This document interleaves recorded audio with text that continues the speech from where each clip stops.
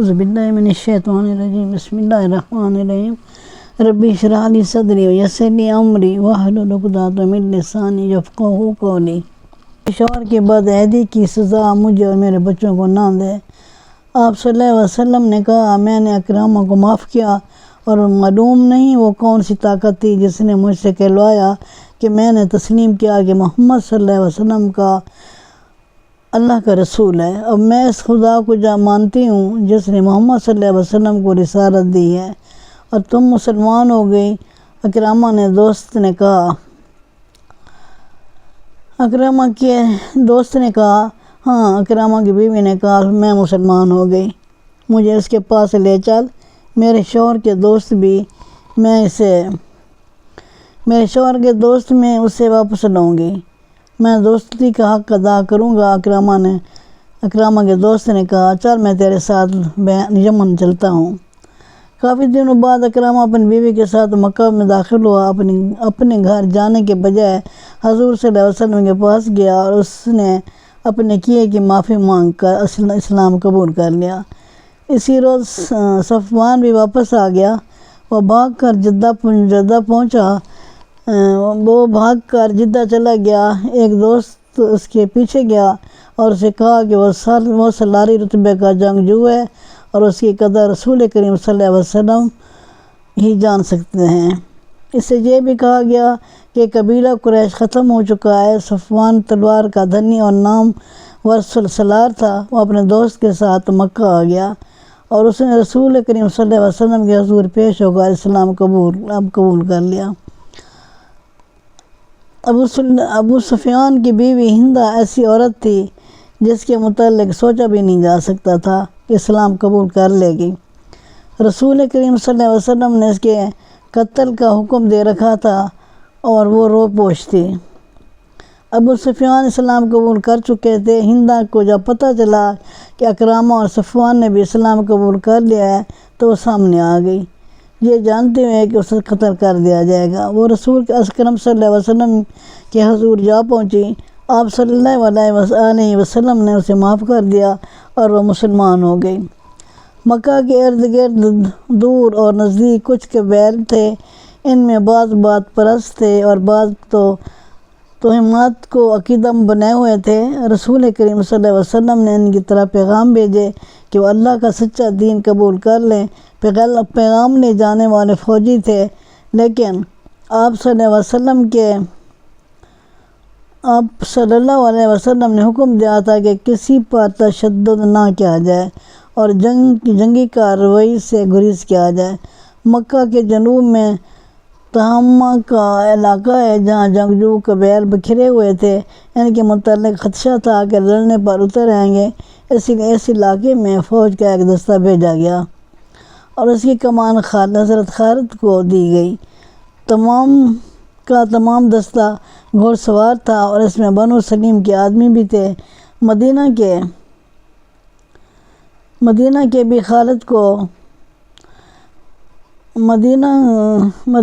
بھی حضرت خالد کو مکہ سے تقریباً 50 میل دور ملیم کے مقام تک جانا تھا۔ خالد اپنے سوار دستے کے ساتھ روانہ ہو گئے۔ ان کی منزل 50 میل دور تھی۔ بامشکل 15 میل دور گئے ہوں گے کہ ایک مشہور جنگجو قبیلے بنو جزیمہ کے آدمیوں نے خالد کے دستے کا راستہ روک لیا۔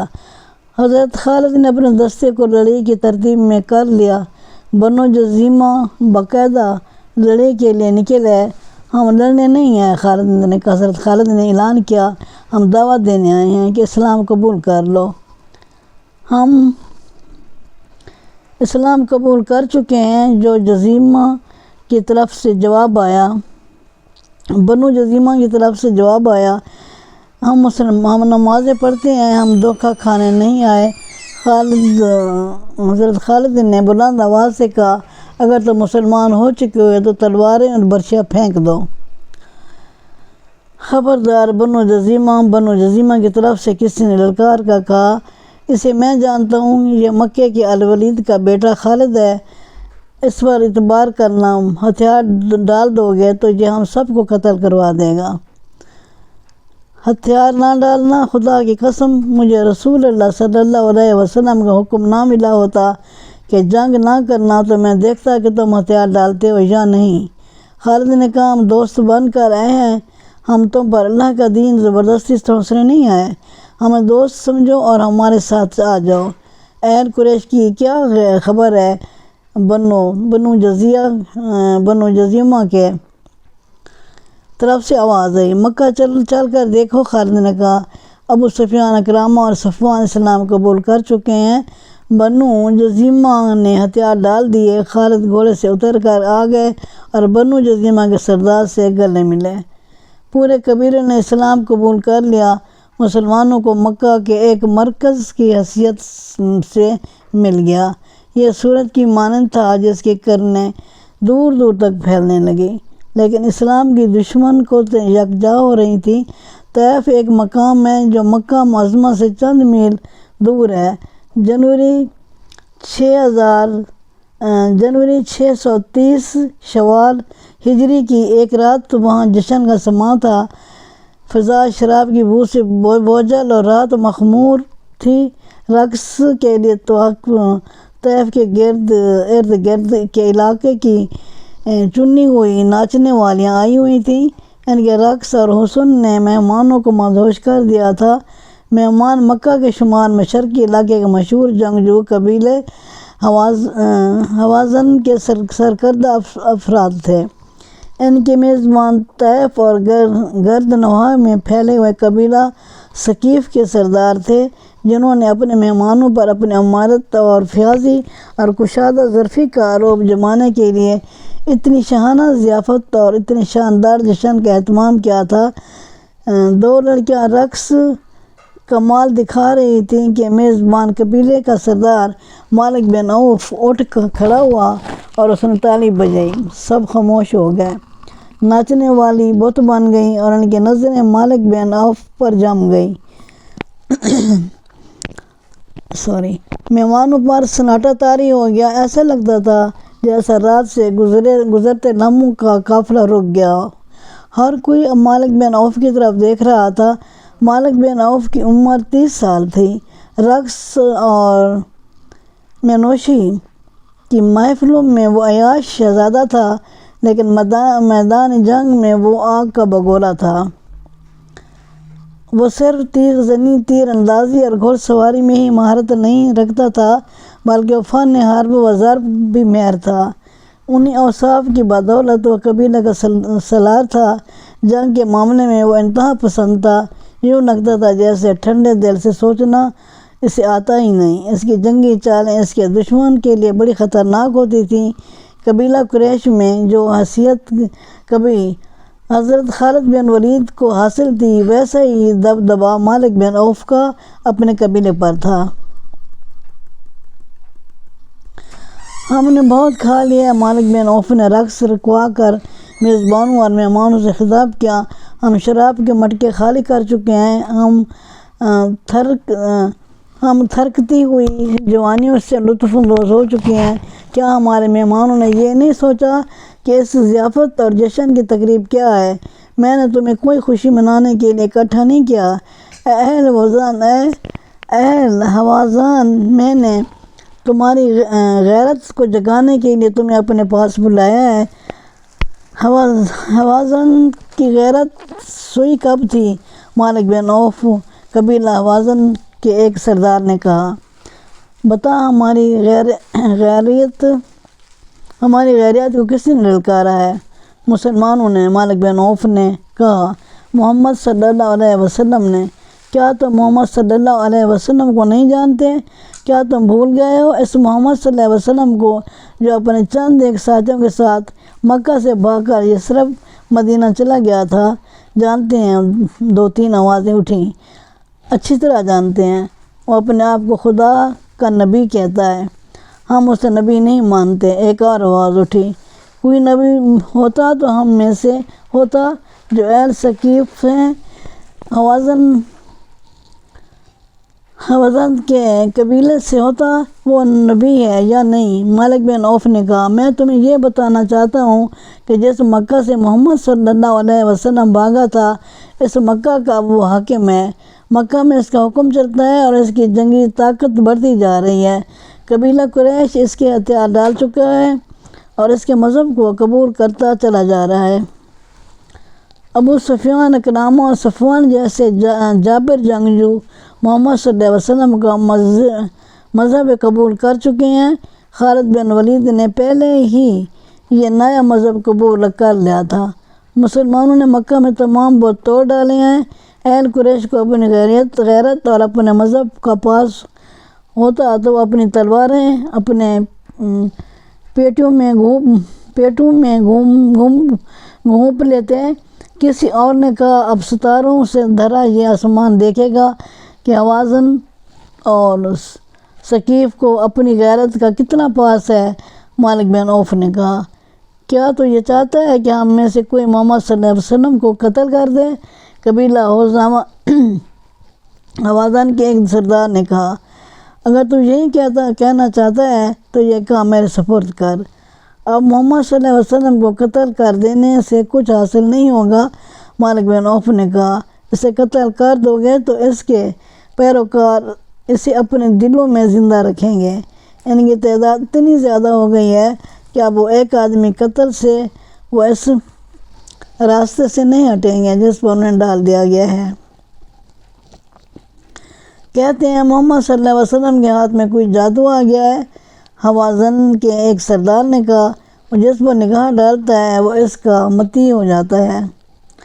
جہاں تلوار چلتی ہے وہاں کوئی جادو نہیں چل سکتا۔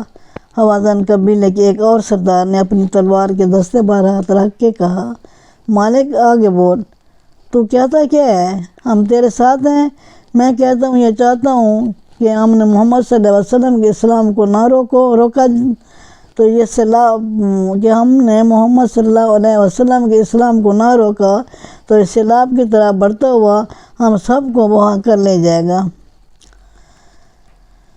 مالک بن عوف نے کہا نہ حوازن رہیں گے نہ ثقیف کا وجود ہوگا۔ قبیلہ قریش کو محکوم بنانے والوں کو ہم مکہ کے اندر ہی ختم کریں گے۔ کیا تم محکوم بن جانے کا مطلب سمجھتے ہو؟ مالک بن عوف نے سب کی طرف دیکھا اور بولا اگر نہیں سمجھتے تو میں تمہیں بتاتا ہوں۔ اس نے اپنے پیچھے دیکھا۔ مالک بن عوف کے پیچھے مہمانوں میں ایک معمر سفید ریش بیٹھا تھا۔ اس کا رنگ دوسروں کی نسبت صاف اور سفید ہی میل تھا۔ وہ ضعیف اتنا تھا کہ اس کا سر ہلتا تھا اور کمر میں ہلکا سا خم تھا۔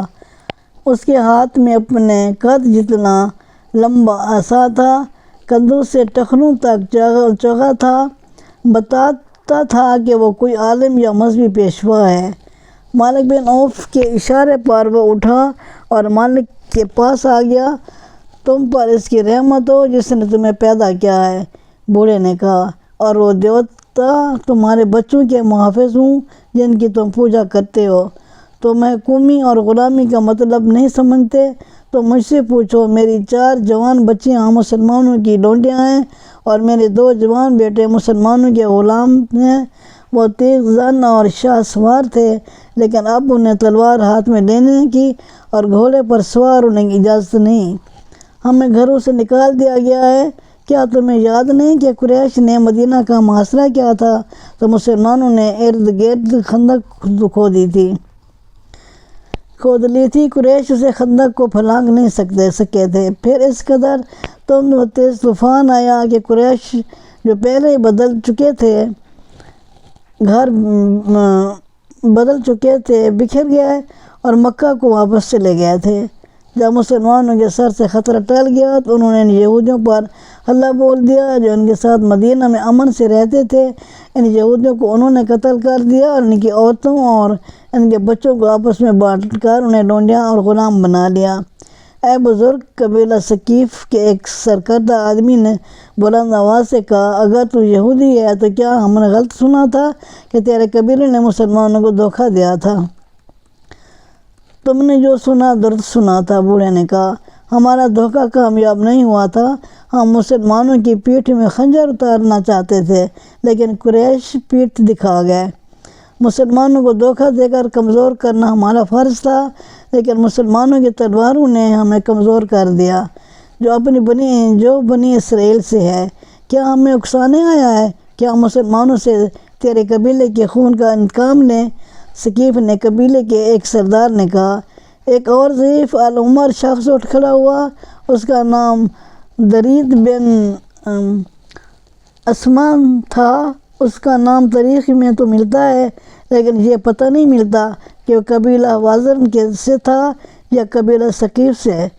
خاموش رہو، درید بن اسما نے گرج کر کہا، ہم بنی اسرائیل کے خون کا انتقام نہیں لیں گے۔ کیا تم ابھی تک شک میں ہو؟ کیا تم ابھی تک نہیں سمجھے کہ ہم نے مسلمان پر حملہ کر کے ان کا خون اپنی تلواروں کو نہ پلایا اور ان کے زخموں کو گھوڑوں تلے نہ روندا تو وہ ہمیں بھی قتل کر کے تمہاری بیٹوں کو، تمہاری بہنوں کو اور تمہاری بیویوں کو، اپنی لونڈیاں اور ہمارے بچوں کو اپنا غلام بنا لیں گے۔ اس سے پہلے کہ ان کے گھوڑے طائف کی گلیوں میں ہنہنائیں، کیا یہ اچھا نہیں ہوگا کہ ہمارے گھوڑے ان کی لاشوں کو مکہ کی گلیوں میں کچلتے پھریں؟ مالک بن عوف نے جوش سے لرزتی ہوئی آواز میں کہا، بنی اسرائیل کا یہ بزرگ ہماری پناہ میں آیا ہے۔ اس نے اپنے قبیلے کا جو انجام بتایا ہے، میں تمہیں اس کے انجام سے بچانا چاہتا ہوں۔ اٹھو اور لات کے نام پر حرف اٹھاؤ۔ کیا محمد صلی اللہ علیہ وسلم اور اس کے تمام پیروکاروں کو، جنہوں نے مکہ کے تمام بت توڑ ڈالے ہیں، ختم کر کے اپنی عورتوں کو اپنے منہ دکھائیں گے؟ اس زمانے میں جب اسلام کی کرنیں مکہ سے پھیل رہی تھی، عرب میں بت پرستی عام تھی۔ وہ خدا کو بھی مانتے تھے، لیکن خدا تک رسائی حاصل کرنے کے لیے وہ بتوں کے آگے ہاتھ پھیلاتے تھے۔ ان کا عقیدہ تھا کہ بتوں کو راضی کیے بغیر خدا کو راضی نہیں کیا جا سکتا۔ بتوں کی خوشنودی کے لیے وہ کچھ رسمیں ادا کرتے تھے۔ طائف کے علاقے میں جس بت کو پوجا جاتا تھا، اس کا نام لات تھا، جو انسانی یا حیوانی شکل کا نہیں تھا۔ وہ بہت بڑا پتھر تھا، اسے چٹان کہا جا سکتا ہے۔ یہ چٹان ان کا باقاعدہ مربع شکل کی تھی۔